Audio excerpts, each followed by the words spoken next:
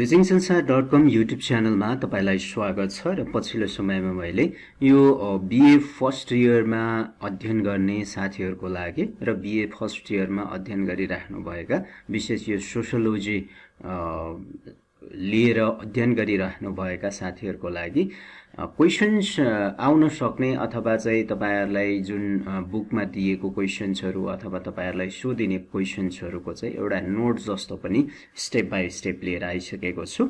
BA प्रथम वर्ष समाजशास्त्रको परिचय भन्ने बुकबाट र यो युनिट 1 अन्तर्गत नै हामी रहेका छौं। यो भन्दा अगाडि हामीले दुईवटा क्वेशन्सहरु दुईवटा च्याप्टर हेरिसकेका छौं। यदि तपाईले हेर्नु भएको छैन भने हेर्न सक्नुहुन्छ। आज चाहिँ हामीले यो पार्ट 3 अन्तर्गत explain the nature of sociology भन्ने टपिक्समा चाहिँ कुराकानी गर्न गइरहेका छौं। यो विशेष गरेर एकदमै एक्जाममा सोधिने क्वेशन्सहरु मध्येमा पनि पर्छ। तपाईलाई यसको विषयमा आज हामी कुराकानी गर्ने छौं। र विशेष गरेर अब हामीले यो समाजशास्त्रको प्रकृतिहरु बारे उल्लेख गर्नु पर्दा चाहिँ यसको प्रकृति अर्थात स्वरूप कस्तो छ भन्ने कुराको चाहिँ हामीले निश्चित गर्नुपर्ने हुन्छ।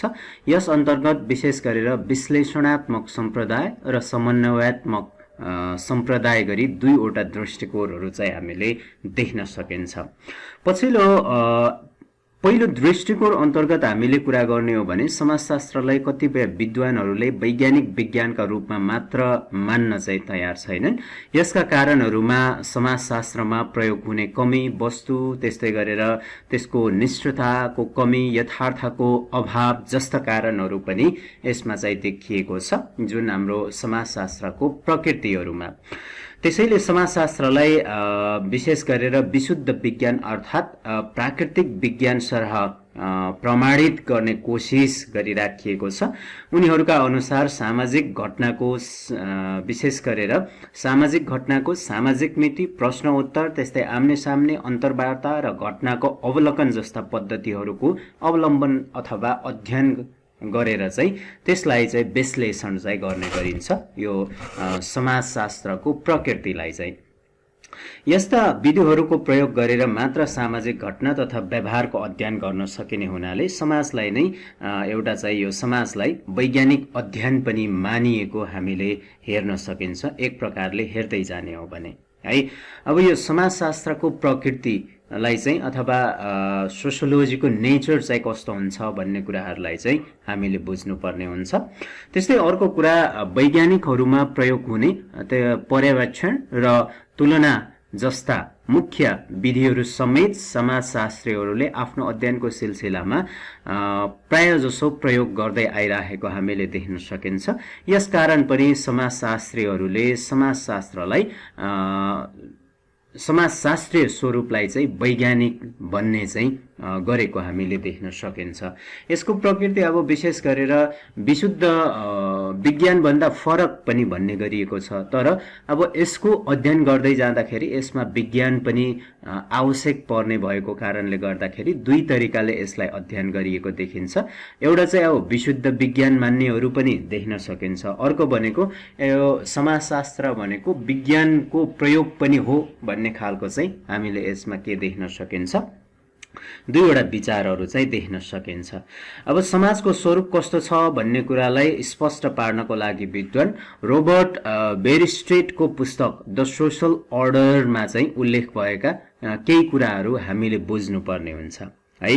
अब त्यो कुराहरु के रहेका छन् त भन्दाखेरि समाजशास्त्र एउटा स्वतन्त्र विधा हो। सोशियोलोजी इज इन्डिपेन्डेन्ट साइन्स भनेर बनेको छ। यो चाहिँ विशेष यो विद्वान समाजशास्त्रको विषयमा अध्ययन गर्ने विद्वान रोबर्ट बेरिस्ट्रेटको पुस्तक द सोशल अर्डरमा उल्लेख भएको कुरालाई हामीले आधार मानिरहेका छौं, जसमा समाज एउटा स्वतन्त्र विधा हो समाजशास्त्र भनेर पनि भनेको छ है।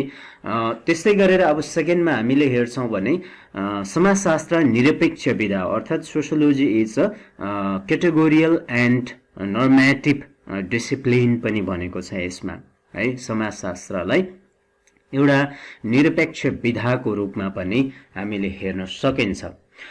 र तेस्रोमा हेर्ने हो भने समाजशास्त्रको प्रकृति वा स्वरूप चाहिँ विशुद्ध विज्ञानको जस्तो छ भनेर पनि भन्छ यो बुक अनुसार। त्यो भनेको चाहिँ अब इंग्लिशमा nature of sociology is as like as pure science भनेर भनेको छ। यो समाजशास्त्रको प्रकृति वा स्वरूप चाहिँ एउटा विशुद्ध विज्ञानको जस्तो पनि छ भनेर पनि त्यो किताब अनुसार भन्छ हैन। द सोशल जुन बुक छ त्यो बुक अनुसार है, द सोशल अर्डर भन्ने बुक अनुसार चाहिँ समाजशास्त्रको प्रकृति र स्वरूप चाहिँ विशुद्ध विज्ञानको जस्तो पनि छ भनेर भन्छ। अब चौथोमा समाजशास्त्र मूर्त नभएर अमूर्त विज्ञान हो पनि भन्छ। Sociology is as a science which is abstract not a concrete भनेर पनि भन्छ। यो पनि एउटा जुन द सोशल अर्डर भन्ने बुक छ त्यो अनुसार समाजशास्त्रको प्रकृतिहरूलाई चाहिँ हामीले यसरी हेर्न सकिन्छ। र अन्तिममा समाजशास्त्र विशेषीकरणको विज्ञान नभएर चाहिँ सामान्यीकरणको चाहिँ विज्ञान हो भनेको छ। Sociology is science of generalising but not a particularising भनेर भन्छ। यसरी चाहिँ यी 5 तथ्य अनुसार हामीले हाम्रो समाजशास्त्रको प्रकृतिलाई अझै स्पष्ट रूपमा हामीले भन्न सकिन्छ है। यो कुरालाई तपाईले याद गर्न सक्नुहुन्छ र नोट गर्न सक्नुहुनेछ है। अब यो तपाईहरुलाई सुरुमै क्वेशन्स अब मैले तपाईहरुलाई भनिहाले कस्तो क्वेशन सोध्दै रहेछ भनेर चाहिँ मैले तपाईहरुलाई भनि नै हाले हैन। Explain the nature of society sociology भनेर चाहिँ भनेको छ हैन। अब त्यो यो क्वेशन्स तपाईलाई सोधे भने यी कुराहरु तपाईले ध्यान दिनु पर्यो है। यी कुराहरु तपाईले ध्यान दिनु पर्यो। यस्तो कुराहरुलाई तपाईले नोट गरेर राख्नु भयो भने तपाईलाई के हुन्छ, अध्ययन गर्न पनि सजिलो चाहिँ हुने गर्छ।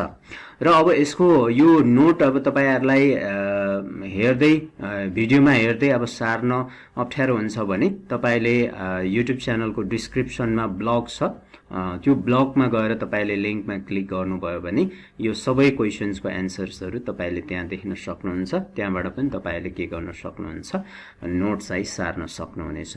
Thank you so much. YouTube च्यानलमा नयाँ हुनुहुन्छ सब्स्क्राइब गर्नुहोस्, साइडमा रहेको बेल बटनलाई क्लिक गरिदिनुहोस्।